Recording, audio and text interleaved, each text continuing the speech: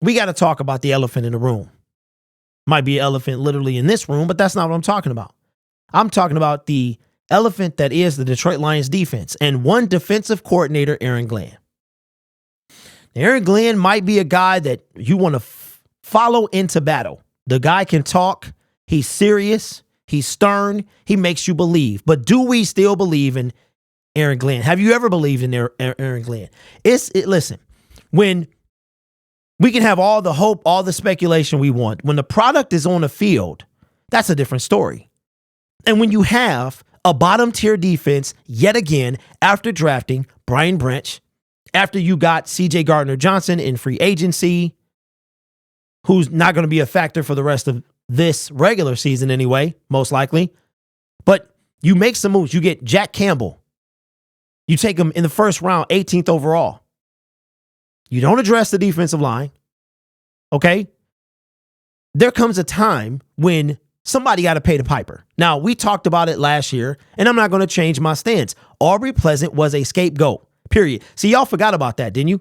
Because we got caught up in the offseason hype. It happens every year. And I'm not saying that the Lions are going to disappoint. What I'm saying is this, is in the offseason, that's what it is, hype.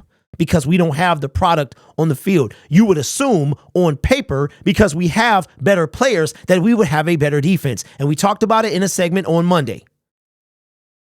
Is it scheme?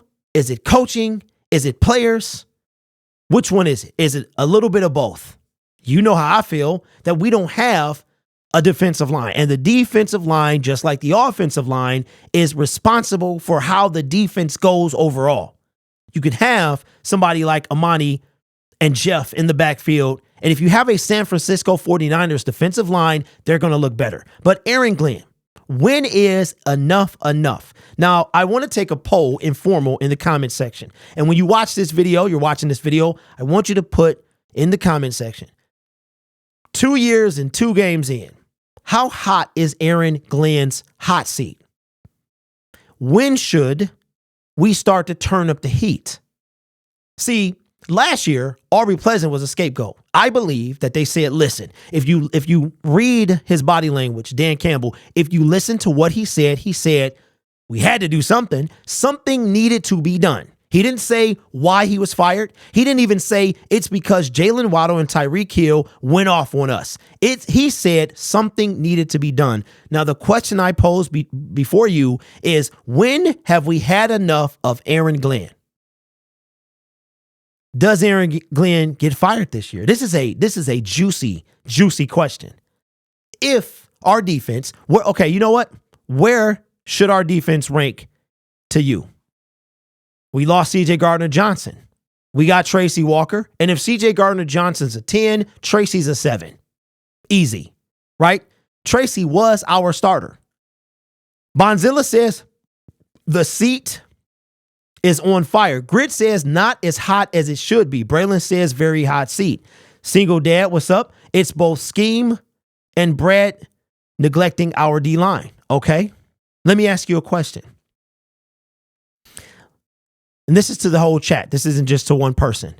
If we had any defensive tackle that was either a free agent, that was up for trade, as unrealistic as you think this person was, if we got them a defensive tackle, you're choosing, would you say the same thing?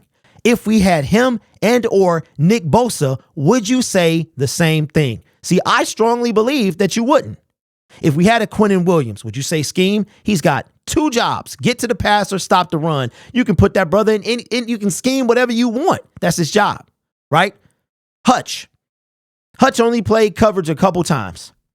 And it's weird because both of them times that I remember, he got picks. He probably played sometimes and didn't get picks.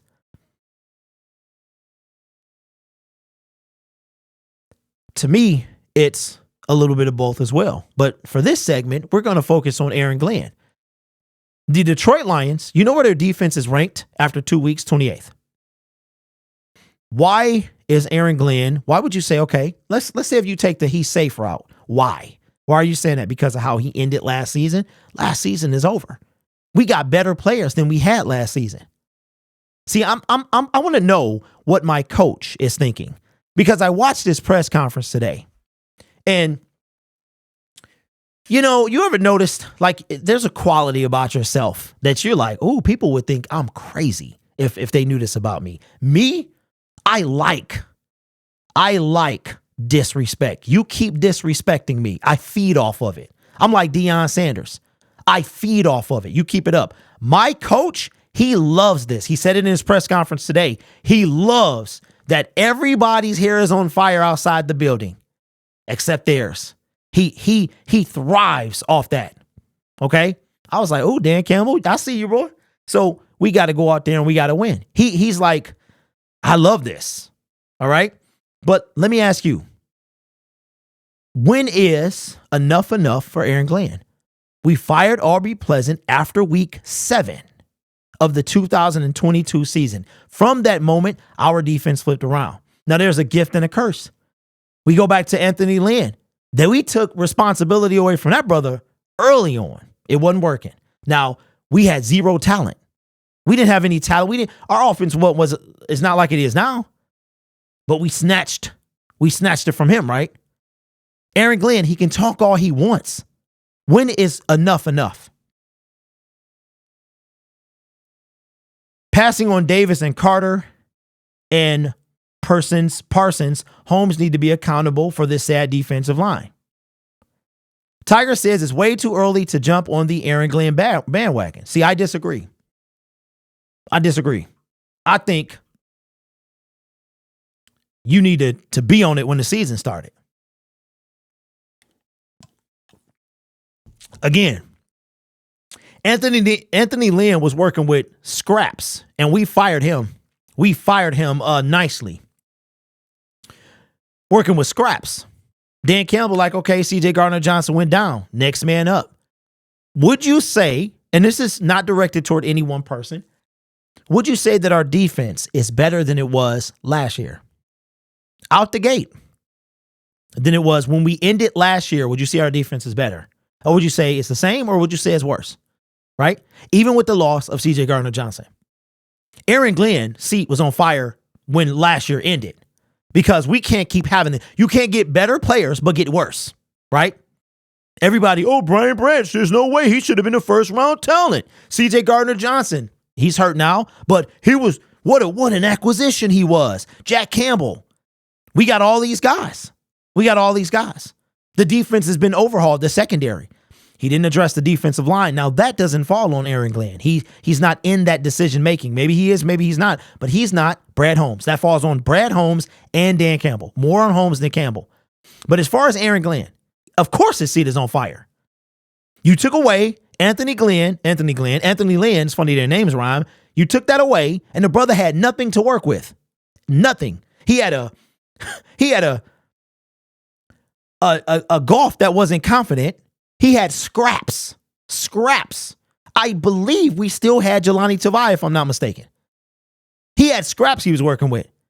But that was on defense. On offense, he had Kadero Hodge.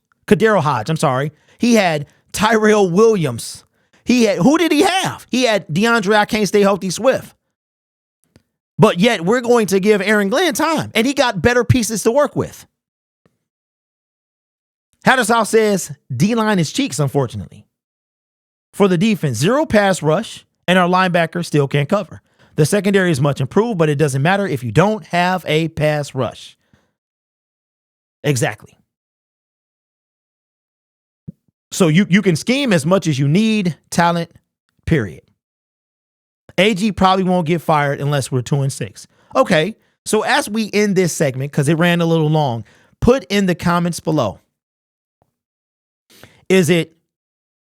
Which one is it? Is it our record will dictate if he gets fired? Is it our defensive ranking that will dictate whether he gets fired? Or is it both? Let me know your thoughts in the comments below.